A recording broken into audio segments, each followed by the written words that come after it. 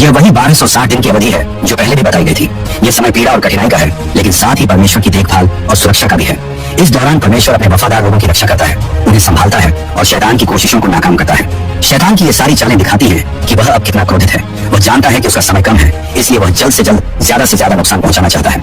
लेकिन परमेश्वर के लोग डरते नहीं, क्योंकि वे जानते हैं कि उनकी सुरक्षा उस परमेश्वर के हाथ में है जिसने सब कुछ रचा है। जैसे महिला को चील के पंख दिए गए ताकि वह शरण स्थल तक पहुंच सके, वैसे ही परमेश्वर हर विश्वास करने वाले को वो सामर्थ्य और अवसर देता है जिससे वे बच सके, डटे रह सके और सच्चाई में आगे बढ़ सके।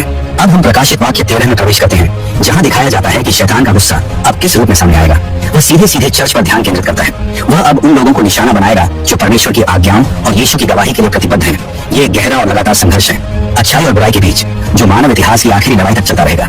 ये पूरी कहानी हमें यह समझाती है कि शैतान की योजनाएं बहुत चालाक होती हैं। वह हमेशा परमेश्वर के लोगों को गिराने की कोशिश करता है। कभी वह बच्चों को मारता है, कभी नदी भेजता है, कभी आरोप लगाता है और कभी सीधा युद्ध करता है।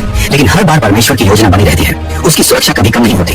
वह अपने लोगों को अपने पंखों के नीचे छिपा कर रखता है। इस आध्यात्मिक लड़ाई में विश्वासियों को सिर्फ मसीह के खून से, अपनी सच्ची गवाही से और परमेश्वर की आज्ञाओं को मानकर ही जीत मिलती है।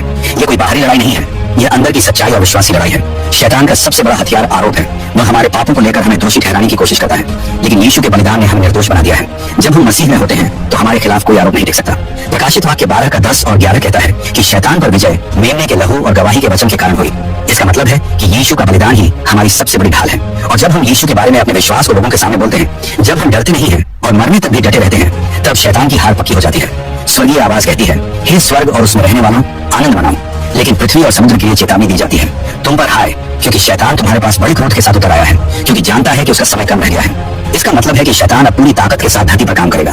वो धोखा देगा, भटकाएगा, डरेगा और सताएगा। लेकिन परमेश्वर का वादा है कि जो लोग उस पर विश्वास करते हैं वे इस लड़ाई में अकेले नहीं है। शैतान को स्वर्ग से निकालने की खबर कोई डराने वाली बात नहीं है, बल्कि यह एक विजय का ऐलान है। अब हमारे पास खुला रास्ता है कि हम मसीह के पास आ सकें, बिना किसी डर के, बिना किसी निंदा के। मसीह ने क्रूस पर सब कुछ पूरा कर दिया। उसने शैतान को हरा दिया, उसने पाप की सजा को अपने ऊपर ले लिया और उसने हमें नया जीवन दिया। अब हम डर के नहीं, विश्वास के साथ जी सकते हैं। जब शैतान गिरा दिया गया, तब उसने सबसे पहले उस महिला पर हमला किया जिसने मसीह को जन्म दिया, और जब वहां असफल हुआ तो उसके बच्चों पर हमला किया, यानी हम पर, जो यीशु में विश्वास रखते हैं। लेकिन हम डरते नहीं हैं, क्योंकि हमारे पास परमेश्वर की आज्ञाएं हैं, मसीह की गवाही है और मेमने का लहू है। यही हमारी जीत की गारंटी है। शैतान लगातार परमेश्वर के खिलाफ काम करता है, लेकिन वह हार चुका है। बाइबल बताती है कि उसका अंत तय है, लेकिन जब तक उसका समय पूरा नहीं होता, वह हर उस व्यक्ति को निशाना बनाएगा जो परमेश्वर के साथ चलना चाहता है।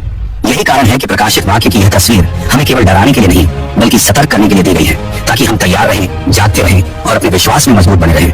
यह अध्याय यह भी दिखाता है कि यह युद्ध केवल व्यक्तिगत नहीं, बल्कि पूरी कलीसिया के स्तर पर है। शैतान पूरे समुदाय को निशाना बनाता है, चाहे वह इजराइल हो या आज की कलीसिया।